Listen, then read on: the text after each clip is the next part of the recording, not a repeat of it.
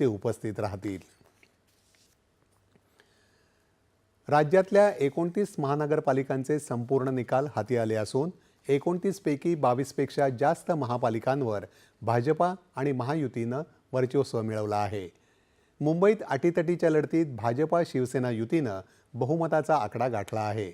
नागपूर, पुणे, पिंपरी चिंचवड, नाशिक, नवी मुंबई, मीरा भाईंदर, सोलापूर, सांगली, मिरज, नांदेड, जळगाव, धुळे, जालना, पनवेल आणि इचलकरंजी या ठिकाणी भाजपानं एकहाती सत्ता मिळवली आहे।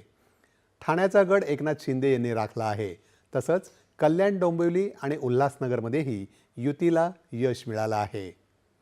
लातूर महानगरपालिकेत काँग्रेस विजयी झाला आहे, तर भिवंडी, निजामपूर महापालिकेतही काँग्रेस सर्वात मोठा पक्ष ठरला आहे, तर परभणीमध्ये उद्धव ठाकरे यांच्या पक्षाला यश मिळालं आहे। कोल्हापूरमध्ये अटीतटीच्या लढतीत महायुतीनं बहुमत मिळवलं आहे। छत्रपती संभाजीनगरमधल्या बहुरंगी लढतीतही भाजपा सर्वात मोठा पक्ष ठरला आहे। संभाजीनगरसह अनेक महानगरपालिकांमध्ये MIMनं जोरदार मुसंडी मारली आहे। वसई विरारमध्ये हितेंद्र ठाकूर यांच्या बहुजन विकास आघाडीनं बाजी मारली आहे, तर मालेगावमध्ये इस्लाम आघाडीनं सर्वाधिक जागा मिळवल्या आहेत। विदर्भात नागपुरात भाजपानं निर्विवाद वर्चस्व राखलं आहे। अकोल्यात भाजपानं काठावर बहुमत मिळवलं आहे। अमरावती आणि चंद्रपुरात मात्र कोणत्याही पक्षाला स्पष्ट बहुमत मिळालेलं नाही।